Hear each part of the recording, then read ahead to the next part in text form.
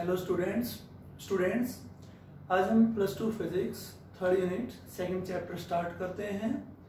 इस चैप्टर में हम मैग्नेट से रिलेटेड कुछ कंसेप्ट, अर्थमैग्नेटिक फील्ड और type of magnetic material study करेंगे। सो आज हम जो बेसिक्स का कंसेप्ट स्टडी करेंगे, थोड़ा बहुत आपने 10th क्लास में भी पढ़ा था, उसी को आज रिवाइज करते हैं ताकि जो नेक्स्ट हम टॉपिक करें तो ये बेसिक बातें आपके क्लियर हो जाएं।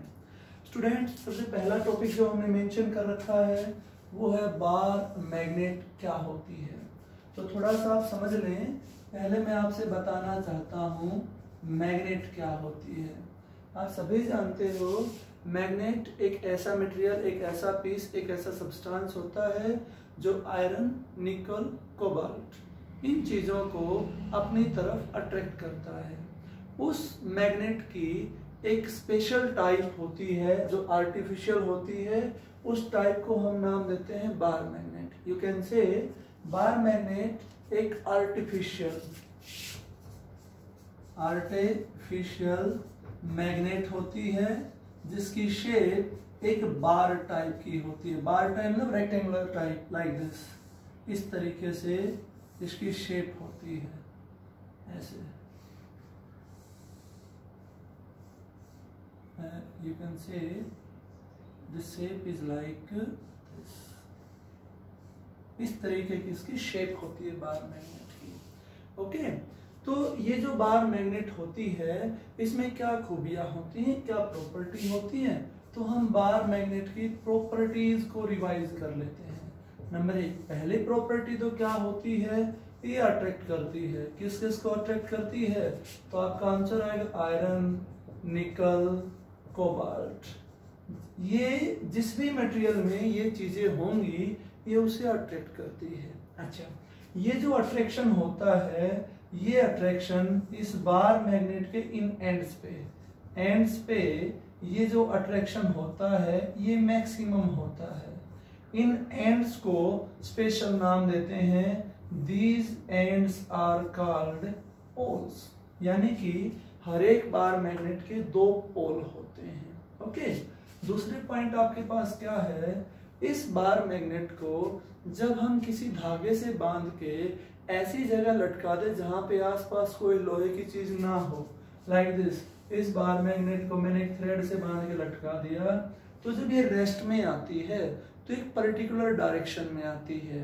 इसका जो हिस्सा ज्योग्राफिक नॉर्थ की तरफ होता है उसे हम इसका नॉर्थ पोल नाम देते हैं, और इसका जो पोल ज्योग्राफिक साउथ की तरफ होता है उसे हम साउथ पोल देते हैं। इसी कंसेप्ट के कारण ये डायरेक्शन ढूंढने के भी काम आते हैं। आप बोल सकते हो इट हैज डायरेक्टिव प्रॉपर्टीज। यहाँ से क्या बोल सकते थे, इट हैज अट्रैक्टिव प्रॉपर्टीज। ये मटेरियल्स को अट्रैक्ट करती है। यहाँ से किस काम आ रही, डायरेक्शन बताने काम।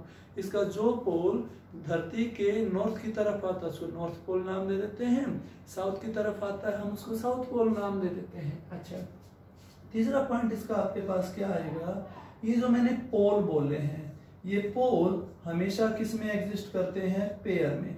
आपको किसी ऐसी कोई बार मैग्नेट नहीं मिलेगी जिसमें एक ही पोल हो, और यदि आप उस बार मैग्नेट को तोड़ भी दोगे तो जो टूटने के बाद हिस्सा बना है वहां पे इस वाले हिस्से का अपोजिट पोल डेवलप हो जाता है। मीन टू से मोनोपोल डज नॉट एक्सिस्ट। यानी कि इस मैग्नेट के पोल हमेशा किस में एग्जिस्ट करेंगे, पेयर में। चौथा पॉइंट हमारे पास क्या था, ये जो लाइक पोल है, लाइक पोल का मतलब नॉर्थ हो गया नॉर्थ, साउथ या साउथ। ये पोल एक दूसरे को क्या करते हैं, रिपेल। जबकि अनलाइक पोल है, अनलाइक पोल का मतलब नॉर्थ साउथ या साउथ नॉर्थ, ये एक दूसरे को क्या करते हैं, अट्रैक्ट। हम वापस डिस्कस करते हैं। मैंने बोला लाइक पोल रिपेल करते हैं, अनलाइक पोल क्या करते हैं, अट्रैक्ट। इसका मतलब क्या हो गया, उन पोल के बीच में क्या लगता है, फोर्स, और वो फोर्स डायरेक्टली प्रोपोर्शनल होता है उन पोल की स्ट्रेंथ के।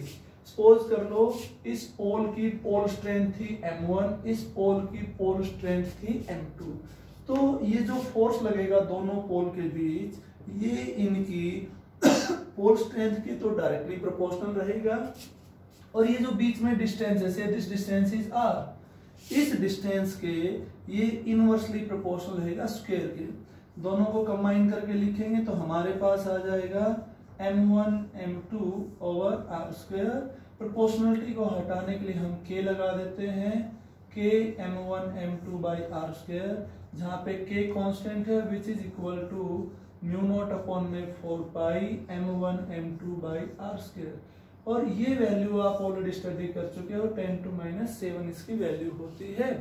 ये लॉ आपको काफी सिमिलर लग रहा होगा कूलॉम्स लॉ इन इलेक्ट्रोस्टैटिक्स के। बहुत से टर्म यहाँ पे उसी यूनिट के आपको बिल्कुल सिमिलर लगेंगी, तो वो हम रिवाइज करते जाएंगे। आई रिपीट अगेन, बार मैग्नेट एक आर्टिफिशियल मैग्नेट होती है जो निकल, कोबाल्ट, जिंक जैसी निकल, कोबाल्ट या आयरन जैसी चीजों को अपनी तरफ अट्रैक्ट करती है।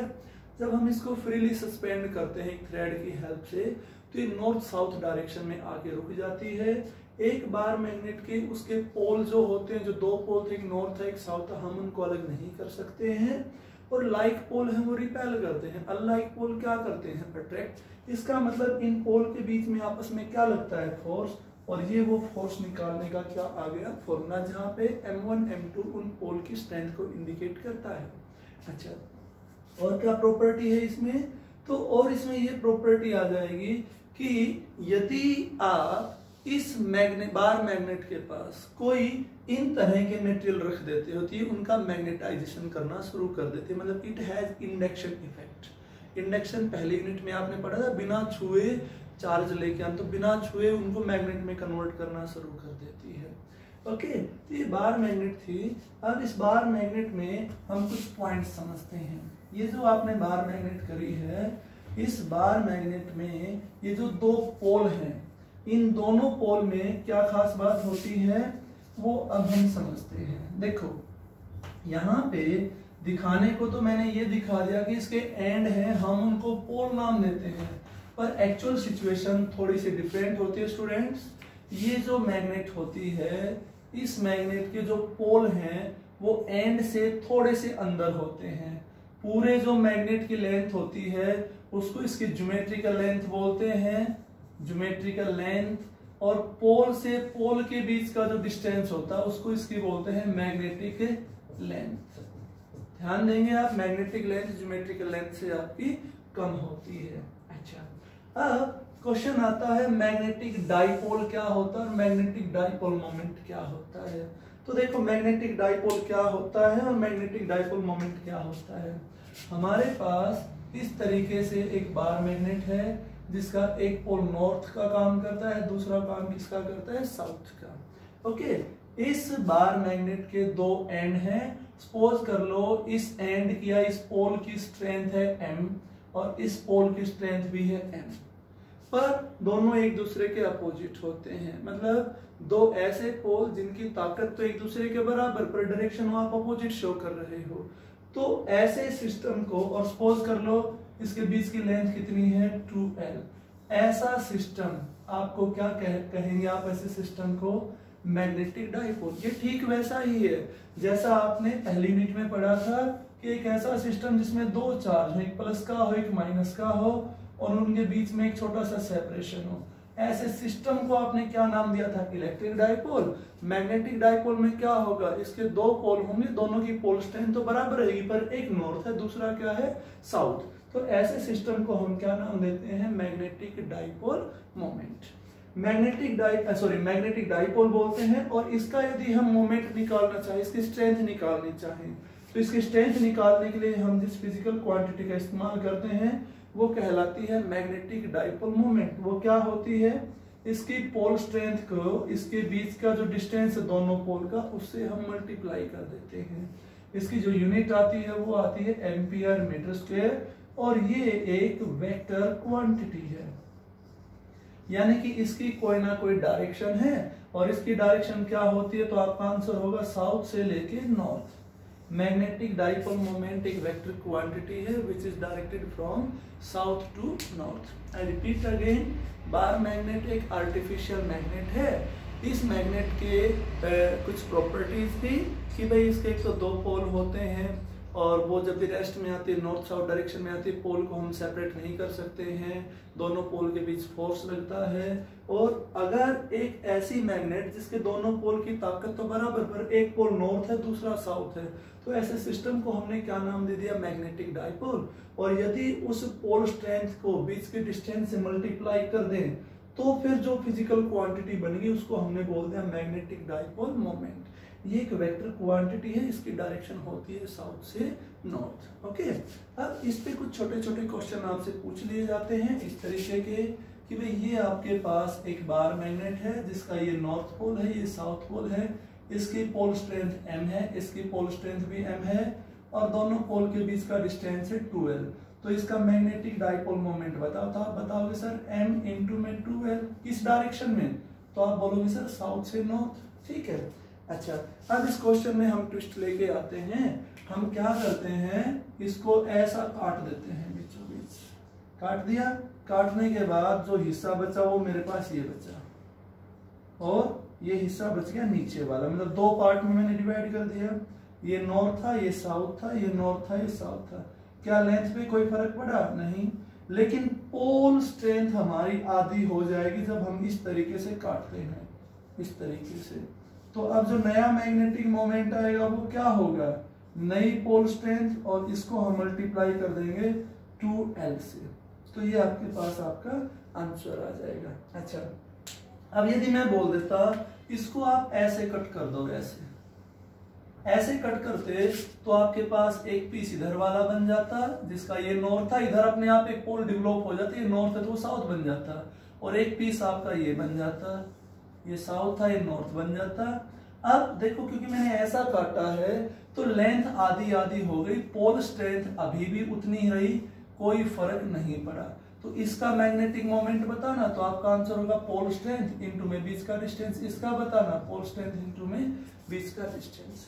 एक दो बार बोर्ड में आपसे ऐसे पूछा गया कि इस काटे हुए पीस को इसके ऊपर रख दिया, यानी कि इस पीस को इसके ऊपर रख दिया। अब बताइए तो इसका मैग्नेटिक मोमेंट कितना आया था, m इंटू एल। इसका भी कितना है, m इंटू में। दोनों की डायरेक्शन क्या होगी, साउथ से नॉर्थ। इसका भी इधर होगा, इसका भी इधर होगा। Magnetic moment vector quantity direction से में ऐड हो जाएंगे। लेकिन यदि मैं ऐसा कर देता कि ये मेरे पास एक था नॉर्थ से साउथ पीस और ये था साउथ से नॉर्थ पीस, अब इसका मैग्नेटिक मोमेंट बताइए। तो इसका तो इस डायरेक्शन में आता, इसका इस डायरेक्शन में आता, नेट मोमेंट क्या हो जाता, 0। ओके, तो इस तरीके के आपके पास क्वेश्चन आ सकते हैं। उसके बाद हम समझते हैं मैग्नेटिक फील्ड लाइन या मैग्नेटिक लाइन ऑफ फोर्स क्या होती हैं और उनकी कौन कौन सी प्रॉपर्टी हैं जिनको हमें स्टडी करना है। तो देखो, हमने पता करना है किसी पॉइंट पे कितना मैग्नेटिक फील्ड है। ये पता करने के लिए हम वहां पे कुछ लाइन ड्रॉ करते हैं जो इमेजिनरी होती हैं, जो सिर्फ हमारी कैलकुलेशन या हमारी जो अंडरस्टैंडिंग थी उसके लिए हम इस्तेमाल करते हैं। तो उन लाइन को हम नाम देते हैं मैग्नेटिक लाइन ऑफ फोर्स। क्या होती हैं, तो अगर मैं इनकी डेफिनेशन बताऊं तो ये क्या होती हैं, इमेजिनरी कर्व होती हैं जिनको छूते हुए यदि हम कोई टेंजेंट ड्रॉ करें तो वो टेंजेंट हमें उस पॉइंट पे मैग्नेटिक फील्ड की क्या बताता है, डायरेक्शन। बड़ा सिंपल सा कंसेप्ट है। मतलब ये लाइन होती है, ऐसी भी हो सकती हैं, ये ऐसी भी हो सकती हैं, ये ऐसी भी हो सकती हैं। बस होना इनमें क्या खास बात है कि यदि मैं इसको यहाँ टच करते हुए एक टेंजेंट ड्रॉ करूं, इसको यहाँ टच करते हुए टेंजेंट ड्रॉ करूं, इसको यहाँ टच करते हुए टेंजेंट ड्रॉ करूं, तो जहां भी टेंजेंट ड्रॉ करूंगा वो मुझे किसकी डायरेक्शन देगा, मैग्नेटिक फील्ड का। These are imaginary curve such that tangent at any point gives the direction of magnetic field at that point। अच्छा, ये बात तो आप जानते ही हो। यदि मैग्नेटिक फील्ड आपका बाहर की तरफ है तो उसको किससे रिप्रेजेंट करोगे, डॉट से। यदि मैग्नेटिक फील्ड बोर्ड में अंदर की तरफ है किससे रिप्रेजेंट करोगे, क्रॉस से। अब हम कुछ बातें और समझेंगे। अगर मैं लाइन बना देता हूं, मैं लाइन प्लॉट करता हूं इस तरीके से, जरा देखना, मैंने कुछ लाइन ड्रॉ करी and the line are very similar to this pattern. इस तरीके से आपकी लाइन आ रही है। ये देखो, अगर मैं लाइन बना देता हूं ऐसी, इस तरीके की लाइन बना देता हूं, या मैं बना देता हूं इस तरीके की लाइन, या मैं बना देता हूं इस तरीके की लाइन। तो इसका क्या मतलब होगा, अगर लाइनों के बीच की दूरी बराबर है तो आप बोलोगे वहां पे मैग्नेटिक फील्ड कैसा है, यूनिफॉर्म। अगर दूरी बराबर नहीं है तो आप बोलोगे नॉन यूनिफॉर्म। तो पहला अंतर तो ये आ गया, आप सिर्फ लाइन ड्रॉ करके ही बता सकते हो फील्ड यूनिफॉर्म या नहीं। दूसरी बात, यदि लाइनों के बीच की दूरी कम होती जा रही है, जैसे यहाँ इधर आ रहे थे दूरी कम होती जा रही है, तो आपका जो मैग्नेटिक फील्ड है उसकी वैल्यू इंक्रीज होती जा रही है। लेकिन लाइनों के बीच की दूरी कम होती जा रही है तो आपके मैग्नेटिक फील्ड की स्ट्रेंथ है वो क्या होती जा रही है, डिक्रीज। ओके, अब ये जो मैग्नेटिक फील्ड लाइन होती हैं इनमें प्रॉपर्टी क्या होती हैं, तो जरा उन प्रॉपर्टीज को भी हम समझ लेते हैं। तो पहली जो प्रॉपर्टी है इनकी ये है कि मैग्नेटिक फील्ड लाइन को छूते हुए हम जो भी टेंजेंट ड्रॉ करेंगे लाइक दिस, ये हमने कोई भी टेंजेंट ड्रॉ कर दिया वो हमें किसकी डायरेक्शन देगा, मैग्नेटिक फील्ड की। ये ठीक वैसे है जैसे इलेक्ट्रिक फील्ड में आया था। दूसरी बात, मैग्नेटिक फील्ड लाइन, दो लाइन है वो कभी भी एक दूसरे को क्या नहीं कर सकती हैं, क्रॉस। क्योंकि जिस पॉइंट पे क्रॉस किया है वहां पे मैं दो टेंजेंट ड्रॉ कर सकता था, एक ऐसा एक ऐसा। इसका मतलब इस पॉइंट पे फील्ड कितनी डायरेक्शन में हो गया, दो डायरेक्शन में, विच इज नॉट पॉसिबल। तीसरी बात ये हो गई कि मैग्नेटिक फील्ड की जो डायरेक्शन होती है, मैग्नेटिक फील्ड की direction outside the magnet, outside the magnet, ये हमेशा नॉर्थ पोल से मैग्नेट से किसकी तरफ जाएगा, साउथ। और इनसाइड यदि मैं मैग्नेट के अंदर की बात करूं तो साउथ से किसकी तरफ जाएगा, नॉर्थ की तरफ। देखो इलेक्ट्रिक फील्ड में क्या था, पॉजिटिव से लाइनें निकलती थी, नेगेटिव पे आके खत्म हो जाती थी, originate from positive and terminate at negative. यहाँ पे क्या है, अंदर नहीं जाती थी कंडक्टर के अंदर। यहाँ पे क्या था, ये मेरे पास एक बार मैग्नेट है, this is north this is south, तो नॉर्थ से लाइनें निकलेंगी इस तरीके से, इस तरीके से, और ये साउथ तक जाएंगी ऐसे, और अब अंदर भी जाएंगी ऐसे, अंदर इस तरीके से जाएंगी। ध्यान देना इसको, बाहर मैग्नेटिक फील्ड लाइन की डायरेक्शन होती है नॉर्थ से लेके साउथ, इनसाइड में क्या डायरेक्शन होती है, साउथ से लेके नॉर्थ। इसका मतलब क्या हो गया, magnetic field line closed loop बनाती हैं। इलेक्ट्रिक फील्ड लाइन में यही प्रॉब्लम थी, they do not form closed loop because they start from positive and end at negative। यहाँ क्या था, they start from north pole and वापिस वो साउथ से होते नॉर्थ के पास पहुंच रही हैं, मतलब they are forming closed loop। उसके बाद में हमारे पास आ जाएगा ये जो सरफेस होता है, ये सरफेस के हमेशा कैसी रहेंगी, परपेंडिकुलर। इलेक्ट्रिक फील्ड में लाइन में भी यही था, जिस भी सरफेस से निकलेंगे उसके परपेंडिकुलर आएंगे। और लाइनें अगर दो नॉर्थ पोल आ रहे हैं तो लाइनें एक दूसरे से इस तरीके से चली जाएंगी, साउथ आ रहे हैं तो नॉर्थ साउथ है तो एक दूसरे की तरफ चले जाते हैं। मतलब बाकी property they are very similar to charge, बस मेन डिफरेंस था प्रॉपर्टीज में क्या था कि ये क्लोज लूप बनाती हैं, वो क्लोज लूप नहीं बनाते थे। आई repeat again, magnetic line of force क्या होती हैं, these are the imaginary curve such that tangent at any point gives the direction of magnetic field। दो लाइनें एक दूसरे को क्रॉस नहीं कर सकती हैं क्योंकि वहां पे दो टेंजेंट आ जाएंगे। तीसरा क्या था, ये नॉर्थ पोल से स्टार्ट होती है, साउथ पोल की तरफ जाती है, मैग्नेट के बाहर बाहर, अंदर अंदर ये साउथ से किसकी तरफ जाती है, नॉर्थ की तरफ। तो ये क्लोज लूप बनाती हैं, सरफेस के परपेंडिकुलर होती हैं, और ये इस तरीके से इनकी ये कुछ प्रॉपर्टीज होती हैं।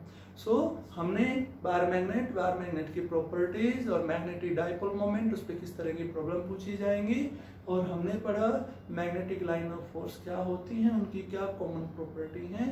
अगर आपको कोई भी डाउट होता है तो आप मुझे कमेंट में मैसेज करके भेज सकते हैं। Thank you.